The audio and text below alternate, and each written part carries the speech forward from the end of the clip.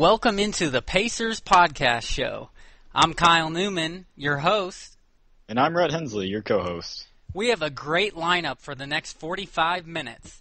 We will discuss the Pacers' last two games, talk about the players who have been no-shows for Indiana in the month of March, chat about the Pacers' upcoming NBA draft needs, who should they take, look at the updated Eastern Conference standings, and preview Indiana's next four games. Rhett, 7th Pacers Podcast Show. It's great to have you here. I'm excited about this one. I am too, Kyle. Looking forward to it. All right, absolutely. Well, let's get right into it then and discuss the Pacers' last two games. April 3rd, home game against the Charlotte Hornets in the final matchup of the year, a big game. Pacers had to have it.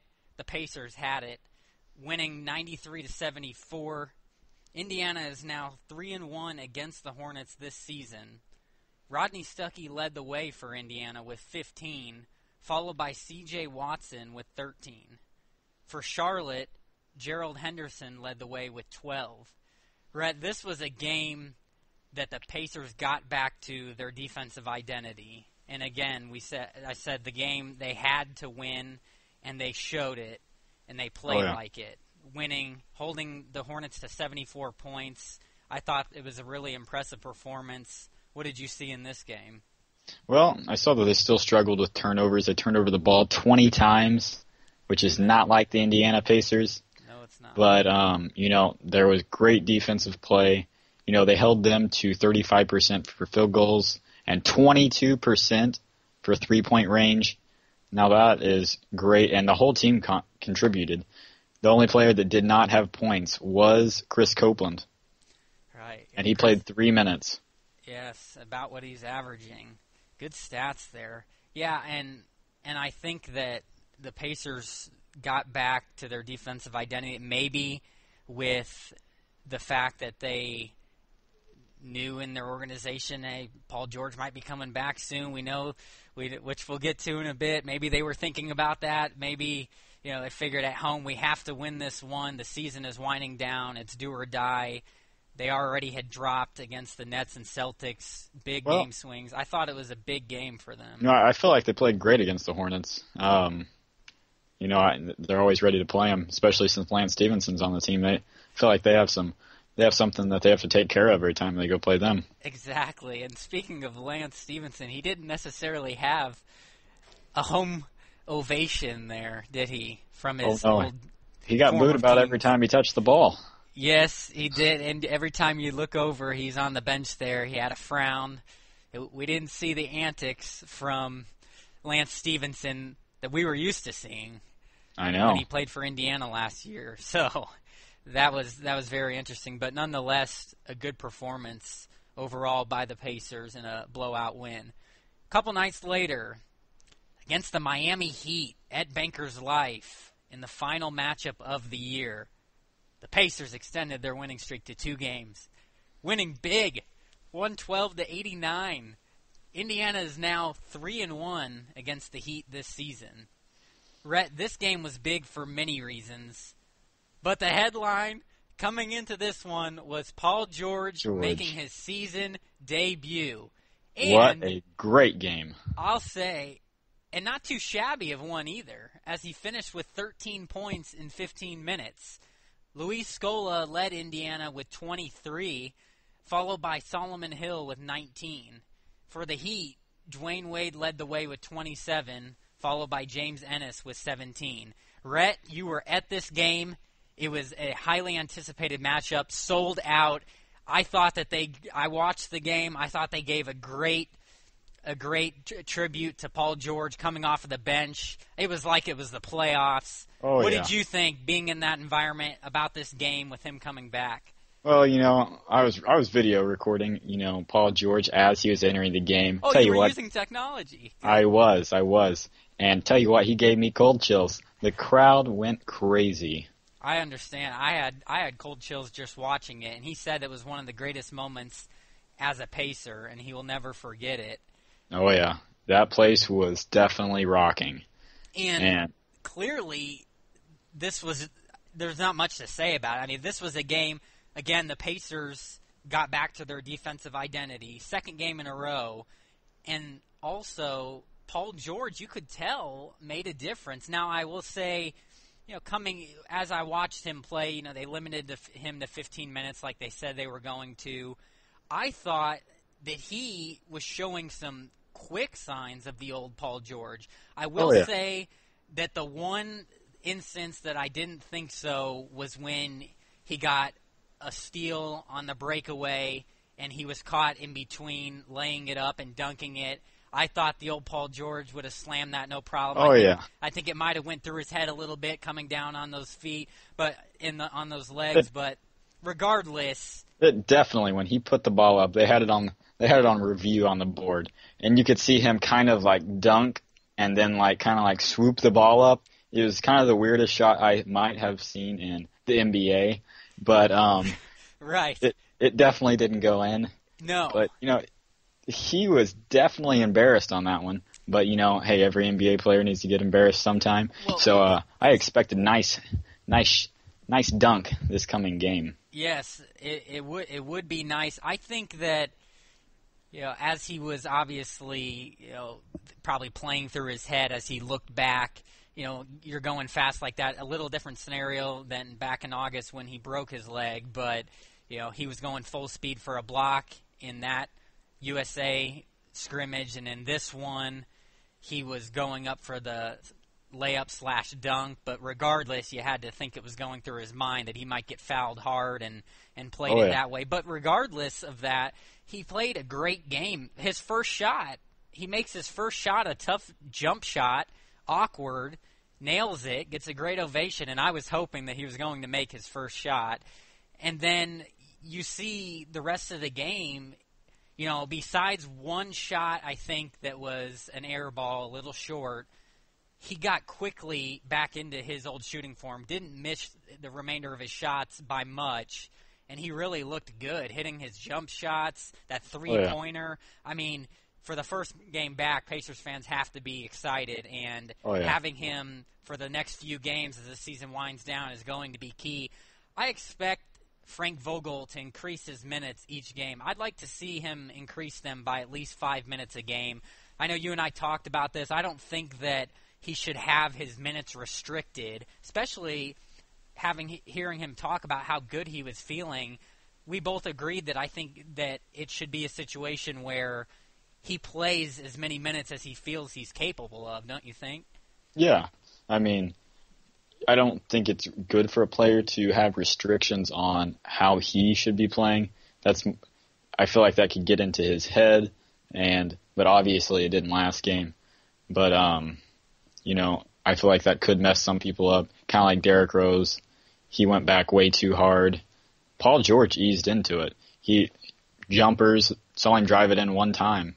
And that was when he missed the dunk/layup. Right. So, either way, though, pretty impressive return for Paul George. Another win for Indiana. One of my favorite games to go to.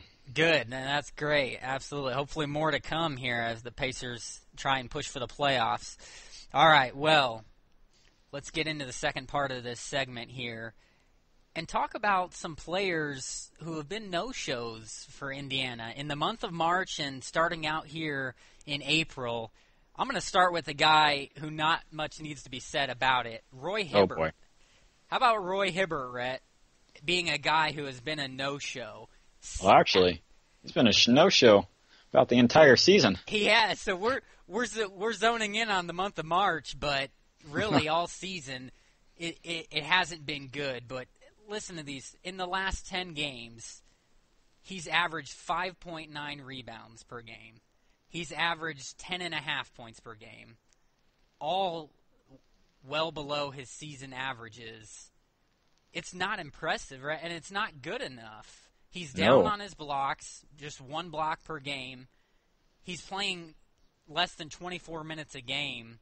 The big fella needs to find himself and find himself quickly. Oh, yeah.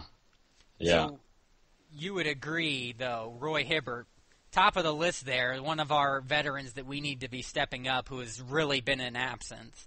Yeah, he's definitely not shown up this season. I feel like he doesn't even want to be there.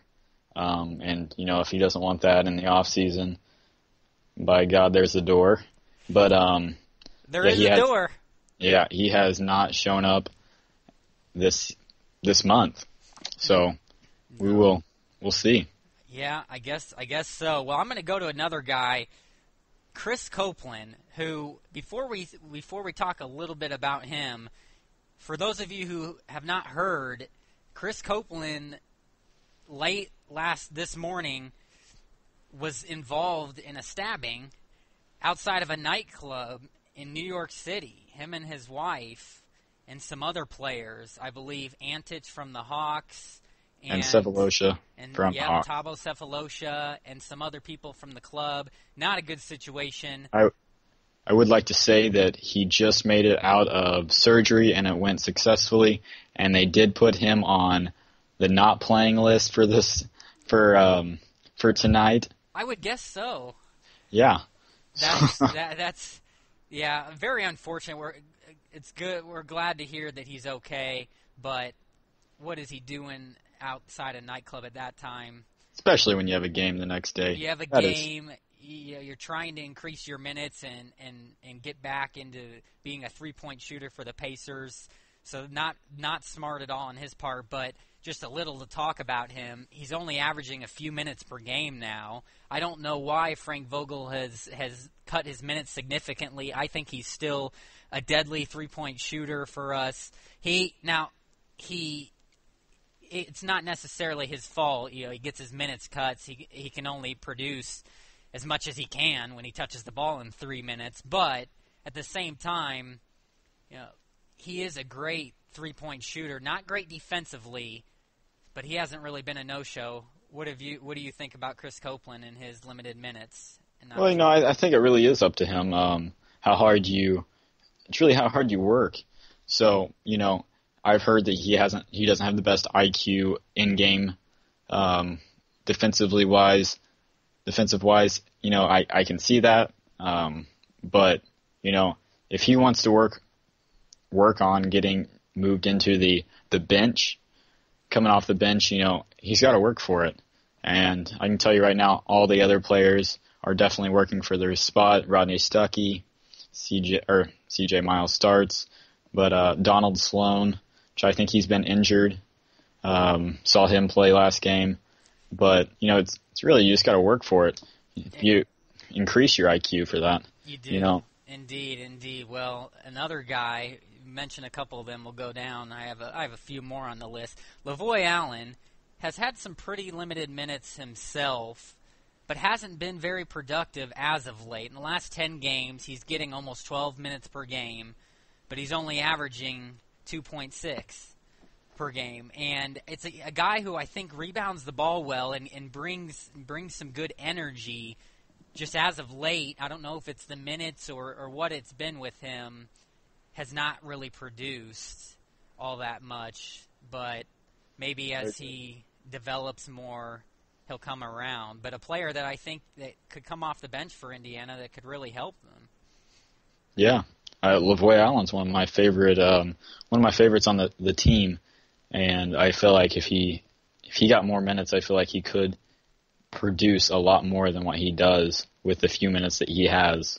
But when you have Luis Scola dropping 23 points and 12 rebounds, it's kind of hard to make room for him. But what I would say is put Lavoy Allen as a center for a little while and see how that rolls. Yeah. Take Roy Hibbert right out of there. Exactly. Well, adjust things, and that's one thing. If there was one thing that I think maybe Vogel at times has struggled with in his tenure at Indiana, it would be his rotations and getting players more minutes. Yeah, we saw last year when he gave Chris Copeland more minutes, he'd come in and nail 3 straight threes. So you just have to give. I think he struggles sometimes with bringing players out when they're hot, not giving players enough minutes, and just figuring out the right rotation. And maybe that's why the Pacers have been so inconsistent this year. But nonetheless, he definitely needs a chance to play more because he is a good player. So how about another guy who really has been a no-show, Jan Mahimi? In the last 10 games, he's played 17 minutes per game, and he's averaging 2.5 per game. And he's averaging 5 rebounds per game.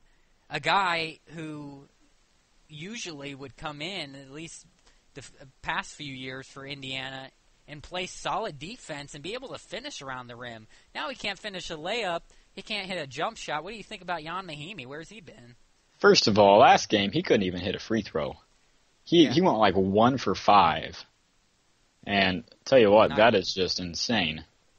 So, yeah, he has not shown up defensively wise or offensively wise. You know, kind of feeling like the Indiana Pacers have no center as of right now. It seems that way. Yes. So, you know, they could be looking for a new center in the NBA draft. It could be. It could be.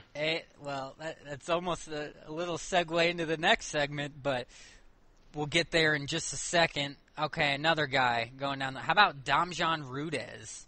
Really not getting it done for what we brought him in for, Red. A three-point shooter. Last 10 games, he's playing almost 16 minutes per game, and he's averaging 6 points per game. And it seems like every time I'm watching, he's missing a three. Yeah. That's all he does. That's why we brought him in. What do you think about Rudez's performance? Well, you know, for bringing Damjan Rudez in, for as many shots as he misses, say, bring Copeland in, and he could hit about half those. So, you know, I don't see any special things about Rudez, defensively wise, or anything like that. So, you know, he does not play, he's not living up to his potential on the three-point range, but, you know, maybe it takes a while for him to transition, but can't wait much longer. No, not at all. All right, last couple guys here I had. Donald Sloan, mentioned him a little bit earlier. Not been as productive as he was earlier in the year, although that was in large part due to his minutes being cut, with George Hill being back now. Has had a significant decrease in minutes. Tell you what, particular, he was definitely putting the points up there when George Hill was gone. He was, and he showed. He is one of my top 5 favorite players on the Pacers team as of now.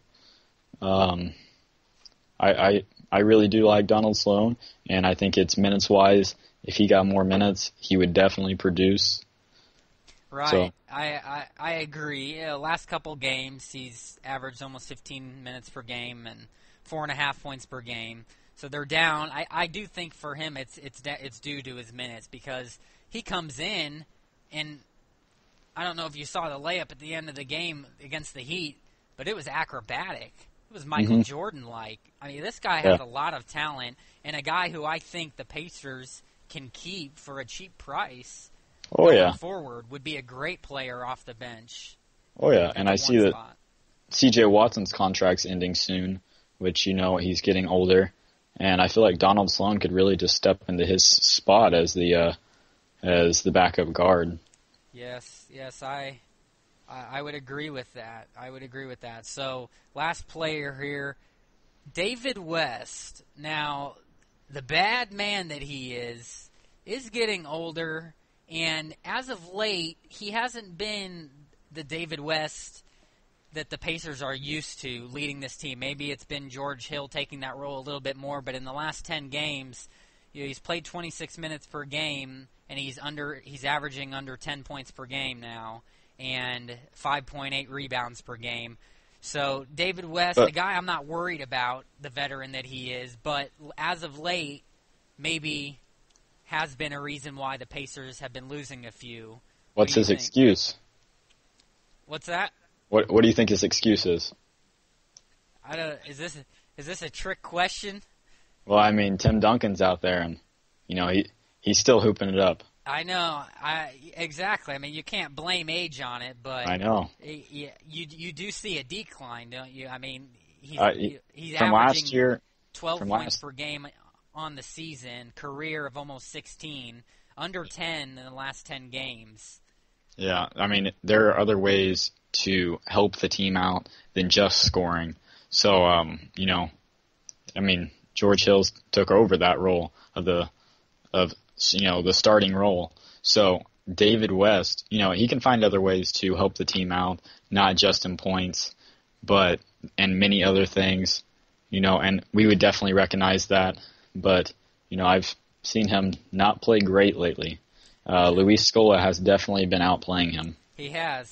So maybe the bad man David West can get back to that here as the season winds down and get mean again, get angry. All right. Well, let's get into this next segment here. One we've been looking forward to. Chat about the Pacers' upcoming NBA draft needs. Rhett, who should they take? I'm going to let you start with this one. What do you think? It is a loaded draft. We agree with that.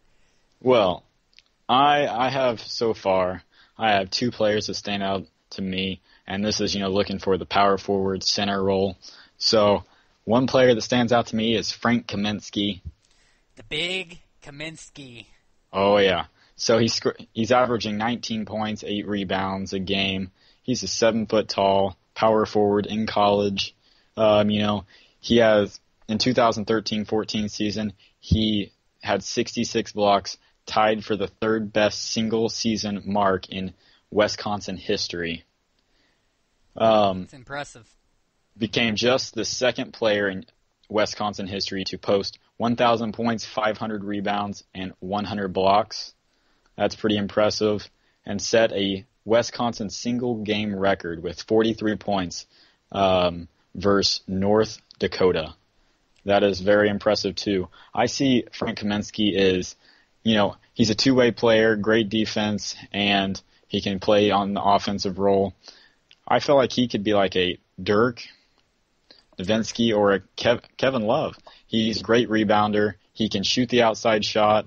He shot 41. Moves are incredible. Yeah, he has great footwork. 41% three-point range this season.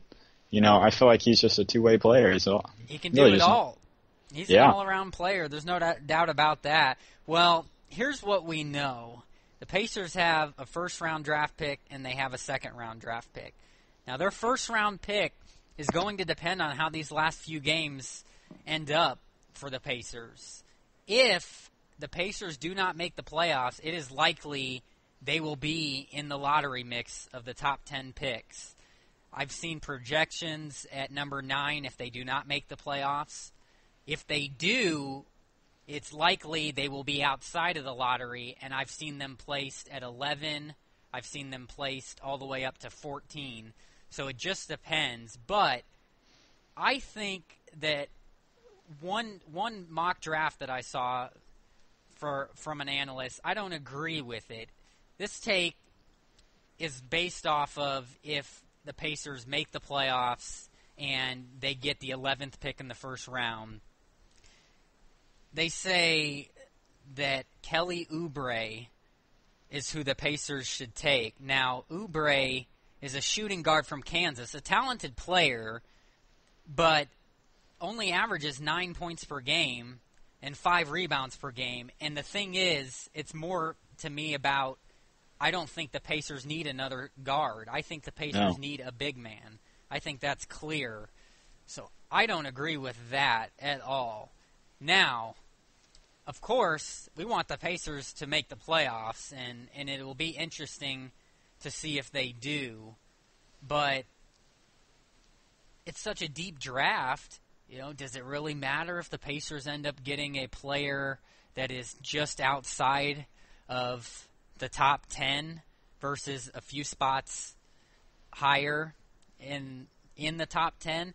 I'm not sure. Here's some players that a lot of people think round out the top 10, and it would be tough for the Pacers to land these two players. It's most likely one or the others. These are the top 2 picks on almost everybody's draft board, but it sure would be nice for Indiana. Number 1, Karl Anthony Towns is an absolute monster. High hopes there. What's that? Said high hopes, eh? Very high hopes there. That won't happen, but the just goes to show how loaded it is. Number 2, Jahlil Okafor from Duke, the national champion. He is unbelievable. Now, if the Pacers were not able to land the right big man, there may be some guards that end up dropping to the Pacers pick. It's likely this man from Ohio State won't make it, but D'Angelo Russell is an absolute monster of a guard.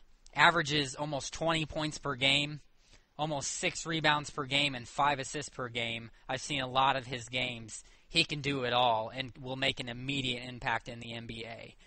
You have Justice Winslow from Duke, a talented shooting guard himself. Trey Lyles from Kentucky. This is interesting with Trey Lyles. He's a power forward, so a player that might fall around where Indiana's pick ends up being, lottery or not, averages almost 9 points per game, 5 rebounds per game.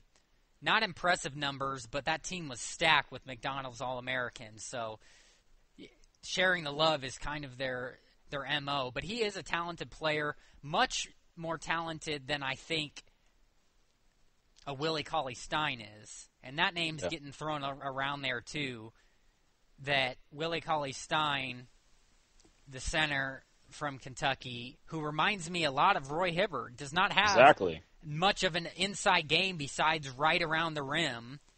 Averages 9 points per game, 6 rebounds per game. Those numbers sound a lot like Roy Hibbert's. Oh yeah. So I think that Indiana needs to stay away from him, but he's right. He's being projected right at where the Indiana Pacers pick could be. But right ahead of that, Stanley Johnson, a small forward from Arizona, extremely talented. A player that would be a good fit for the Pacers, although it would be more of an off-the-bench thing because clearly Paul George is the man there. But, again, I think we both agree that the Pacers need to go for a big man in this draft. Oh, yeah. And the one person that stood out to me other than Frank Kaminsky was Bobby Portis from Arkansas. So he averages, first of all, he's 6'10". You know, he's about a power forward. You know, could play center, but he'd be a small center. But he averages 17.5 points a game, 9 rebounds. He's got great size and length. He's got a 7'1" wingspan. Porter is the first player in the program history with 1,000 points, 500 rebounds as a sophomore. Wow, that's just impressive. Yes. Really? So he could be something special, and one thing that I saw him compared to was Greg Monroe. So he doesn't have the best footwork, but he plays great defense, and he lacks explosiveness. But you know, Roy Hibbert he had bad footwork, and for a while they had him looking great. So I feel like, you know, that's something with the transition from the NCAA to the NBA. That's something that he could work on and, you know, become a great power forward or / center. I agree. Well, this mock draft, this is pretty accurate. If Indiana ends up making the playoffs, it most likely will be about this. They get the 11th pick, and then they get the 41st pick in the second round. Okay, so Indiana in the second round, we both agree they need to get one of these big men if they can in the first round. Second round, if they can get a big man in the first round, I feel like they can go for that guard, a talented guard in the second round, as long as they get at least one big man. Because there's a chance that they are going to try and pick up a big man veteran in the offseason that would start. Oh, yeah. So you get a first-round draft pick for a big man, like a Kaminsky. You can build around that, have him come off the bench, and in the second round you pick a guard. Right now, Joseph Young from Oregon is a guy that is in one of these mock drafts at the 41st pick for the Pacers. But there's a ton of other talented players right there. Brandon Ashley from Arizona is a power forward, a chance at another big man. So you could really win out if you get 2 big men, is a very talented player from Arizona. A guard that I think if the Pacers could get would be a perfect fit. Travis Trice from Michigan State is an outstanding shooter, and he can do just about everything. Could fall right around that pick for Indiana. Ryan Boatwright from UConn is like a Kemba Walker, really good guard, another option. So, Rhett, what do you think? I feel like if the Pacers get a first-round pick for a big man, then they can grab one of these talented guards in the second round, and that'd be a successful draft. What do you think? I think that would be a successful draft. Big man first, then point guard second. But, if something happens and, say, D'Angelo Russell falls down into our territory, that would definitely look great for the Indiana Pacers. But, other than that, I'd say big man first, point guard second. But, who knows what will happen. Exactly. Who knows? Now, before we get to this next segment here and wrap it up, the Pacers have really struggled in the past several years in the NBA draft. And that's something we've noticed. Let me go down a list here of some players in the past that the Pacers have drafted who have ended up being no-shows or bust, if you will. Or they actually were good picks, but management decided to move them. And that didn't turn out so well. So how about this last year's draft? Louis Labiri. You say who? Exactly. We had a second-round pick, but a guy who's no longer on the team, don't even know if he's in the NBA still. Most likely not, if anything in the D-League. So essentially a wasted second-round draft pick there. How about in 2013? A pick that is hanging around here, and they've stuck with him, Solomon Hill, selected 23rd in the first round, is showing his potential some, so not necessarily terrible there. Colton Iverson was the pick in the second round. Too bad he's not Allen. Yeah, exactly. You might think that you found a good one with that last name, but so scratch that year. The year before, Miles Plumlee, 26th pick in the first round. They got rid of him. We both agreed that it was a terrible decision. Rhett, I know that you agree with that. Oh, yeah. I really liked Miles Plumlee. Thought he was going to be a great center. Which he's becoming. Yeah, which he's becoming on another team. So exactly, and you never like to see that. So management really has to consider. All right, back in 2011, first-round pick, 15th. Quickly traded it. How about Kawhi Leonard? Yeah. That didn't work out well for the Pacers, did it? And it sure worked out for the Spurs. But also on that one, didn't they trade that pick for Paul George? Paul George, that's what I was getting to. It was the year before for Paul George. So they might have. You might be right on that. But in 2010, 10th pick overall, best pick in the Pacers franchise history since Reggie Miller, Paul George, 10th overall. Oh, yeah. Second round, 40th pick, Lance Stevenson. Great pick. Too bad he's not on the team anymore. Yep. And then back in 2009, Tyler Hansbrough, A.J. Price. Hansbrough I was a big fan of. Has hung around the league. I loved him on the Pacers because of his effort and intensity. It was constant. Oh, yeah. But you get the picture here. Down the line, there's been a couple good, solid picks for the Pacers, and they've stuck with them. But the majority of them have been bad picks, or they ended up getting rid of them, not thinking they would pan out when they were cheap already. So you have to look to this next draft and think. Give them a shot. Exactly. That the management, with a pick in the first round and second round again, for the first time in 2 years, can make a good one. So let's see if they stick with it and have a successful NBA draft finally. All right. Well, let's get into the last segment and first look at the updated Eastern Conference standings. Indiana, as we mentioned, on a 2-game winning streak, currently 34-43.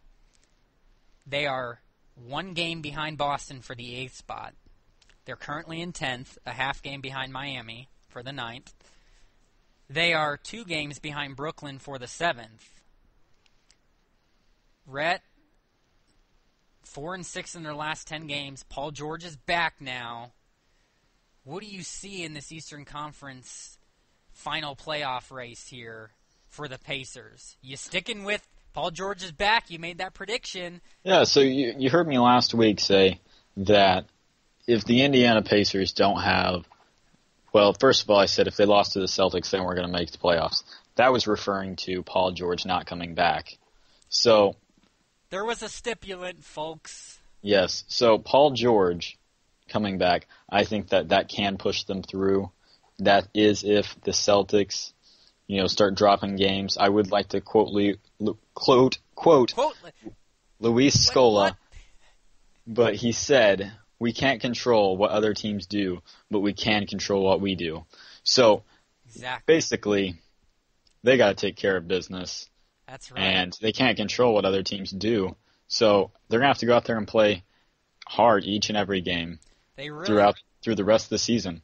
They really are. And the thing is, the Pacers really hurt themselves when they lost to the Nets and the Celtics. Exactly. Games that they had to have had and probably would be in the 7th spot right now had they have won those games. But they didn't.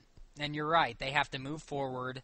They have to take care of their business on their own end and hope for some luck, but can't worry about that. Paul George is back. I think that he's going to get his minutes increased. I think he's going to keep being productive. And the Indiana Pacers have a real shot to sneak into the playoffs with their star back with them. So it is worth mentioning that the Celtics and the Nets both have pretty tough schedules remaining. And as we get into previewing these next 4 games, Rhett, that does help Indiana, but they are kind of in the same boat as Indiana is. You have to wonder, are their tough opponents going to be resting their starters because they have already secured a playoff spot or have already secured their seeding? Well, here's how I feel about that one. Hopefully, the teams that is going to be playing Indiana Pacers the rest of the season will rest their starters, and teams that are going to be playing the Celtics and Nets, they're still wanting to push forward, keep them on the court, but it's going to be a tough one. I highly doubt seeing that, but at the end of the season you will probably see LeBron James get sad, because he'll be whining about his back or something. But I would more than likely see a few teams rest their starters. It's very possible. Well, we will see. Let's preview the Indiana's next 4 games as we wrap up this show. During our show, later tonight, the 8th, at New York, in the final matchup of the year, Indiana is 3-0 against the Knicks this season. In the first matchup on January 29th at Bankers Life, the Pacers won big, 103-82. Rodney Stuckey led Indiana with 22. Carmelo Anthony led New York with 18. In the second matchup on March 4th at Bankers Life once again, the Pacers repeated a dominating performance with a 105-82 victory. George Hill led Indiana with 21. Andre Bargnani led New York with 25. In the last matchup on March 7th, just a few days later at Madison Square Garden, the Pacers continued their winning ways with a 92-86 win. Rodney Stuckey led the Pacers with 17. Andre Bargnani led the Knicks with 21 in that one. Rhett, I think this final matchup will be much like the first 2. I think it will be a Pacers blowout. I predict Indiana will win on the road 101-86. My keys to this game for Indiana are Paul George, baby. Get them the ball early and often, and you get back to your defensive identity. Fundamentals. Take care of the basketball. Make your free throws. And also rebound the basketball. Make your free throws. I'm losing my train of thought. What is the other one? Make your free throws. Take care of the basketball. Come on, File. Finish turn it. The ball over. I think I actually said all three of them, and I just confused myself. Yes. Yes, you did. Got to make your free throws, rebound the basketball, and not turn the ball over. There you go. Fifth time's a try. I can't believe it. Yeah, exactly. I confused myself. I said it so fast, I said them all. Well, anyways, that's my keys to the game. Rhett, what do you see in this game? What's your prediction?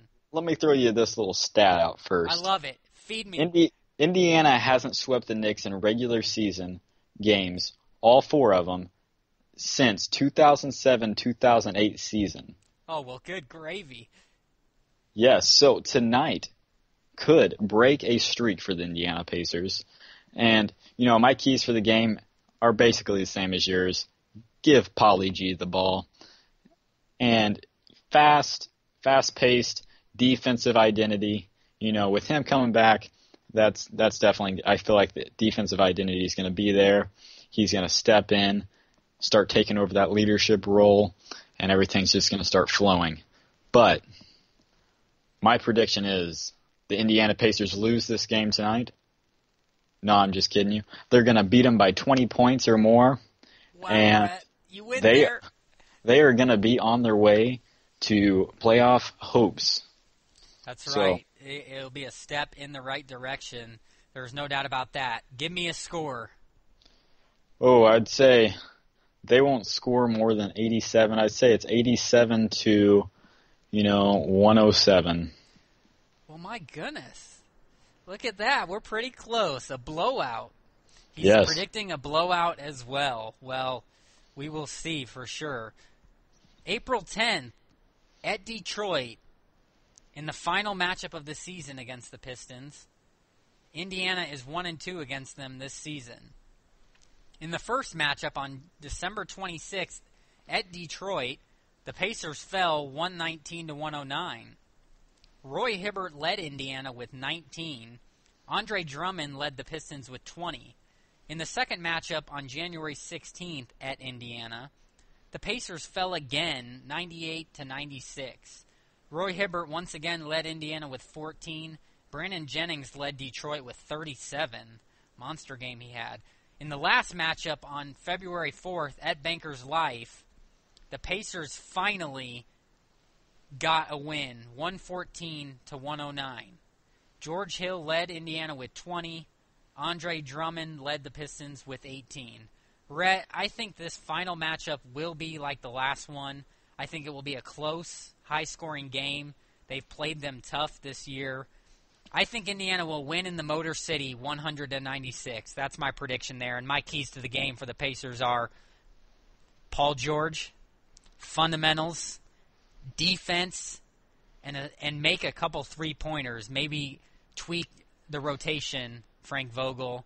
Get some of these bench players off and into the game, and hopefully make their threes to add that extra dynamic element for the Pacers. That's my prediction. Rhett, what do you see in this game? What is your prediction? Well, defensive identity, back to that, and, rebound, pass the ball, assist are key, and knock down shots. So everybody needs to be going on all cylinders. I like to say that a lot. And, Yes, Paul you do. George, hope he has a good game. And, like you said, I will agree with you on the Indiana Pacers winning. He's agreeing. All right. But I will go with a different number. I will say that they're going to win 92 to 110. Wow. So, a blowout. I feel like this is going to be a high-scoring game for the Indiana Pacers, and You're predicting they're on a roll. I predict them to have a role for the next few games. Hey, you and I both, but that's really, I think that's a testament to what we think Paul George will bring to this team as he's back. And Yes, sir. I guess we will see. All right, last two games here. The 12th at home against OKC in the final matchup of the season. Indiana is 0-1 against the Thunder this year. In the only matchup on February 24th at OKC, the Pacers came up short, 105-92. C.J. Miles led Indiana with 21. Serge Ibaka led the Thunder with 23. Rhett, I think this final matchup will be a dogfight. I think Indiana will find a way to win at home with Paul George back, winning 107-106. I'm predicting they will have a defensive stand to win the game by 1. My keys to this game for the Pacers are you have to shut down Russell Westbrook, and you have to take care of the basketball. This team will kill you in the open court if you turn the ball over. So fundamentals, make your free throws, take care of the ball, rebound the basketball, as Serge Ibaka is a great rebounder, so rebound the basketball, and of course, Paul George having a big performance, and it is at home, which I think Indiana will thrive off of. Rhett, what do you see in this game? Oh, boy. I'm going to be the Debbie Downer. Oh, no, he's going the other way. Oh, yeah. So here's how I see this one playing out. If Russell Westbrook has a good game, I say game over. Indiana Pacers lose. But if they do shut him down like they should, Wow, what did you put in your oatmeal this morning? You are a Debbie Downer. So you gotta shut down Russell Westbrook. He is just an incredible player with all these triple doubles going on. I believe the game that he did play against the Indiana Pacers, he had a triple double. But you gotta shut him down. He's a killer point guard and will make you hurt if you don't stop him. And if the Indiana Pacers can't stop him, they will lose. But if they do shut him down, the Indiana Pacers will win a close one. So my prediction is... Wait for it! The Indiana Pacers lose by 3 points, 102-105. Sad face. We disagree for the first time. That is a team that I feel like the Indiana Pacers have struggled with each year playing. They have. And I have a stat for that. They are 7-5. The Thunder are 7-5 against Indiana since they moved to OKC. But those Pacers wins were early on when the Thunder had just started in OKC. So, yes, as of late, the Thunder really have had the Pacers number, and that stat kind of says it. Overall, the whole organization, when they were back in Seattle, they have at least a 20-game series lead over the Pacers. So it is a team that has had their number. I guess we will see. Pacers have to come ready to play against that team, no doubt about it. Final game. Another home game, 2 days later on April 14th, versus the Washington Wizards in the final matchup of the season. Indiana is 1-2 against the Wizards this year. The first loss was back on November 5th at Washington in overtime, 96-94. John Wall was the difference in this one with 31. Donald Sloan led the way for the Pacers with 31. The second loss was just 3 days later on November 8th at Bankers Life, 97-90. John Wall led the way again for the Wizards with 18. Solomon Hill led the way for the Pacers with 28. And in the last matchup on March 25th at Washington, Indiana won a thriller 103-101.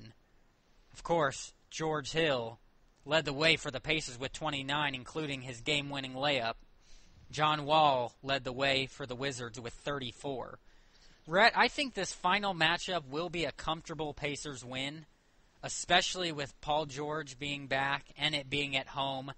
It is the second to last game of the season for the Pacers, a game that could be the difference depending on how these next few play out, if our predictions are right, for them making the playoffs or not.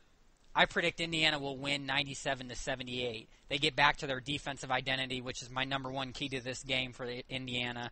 Defense, and then fundamentals, free throws, rebounds, take care of the ball.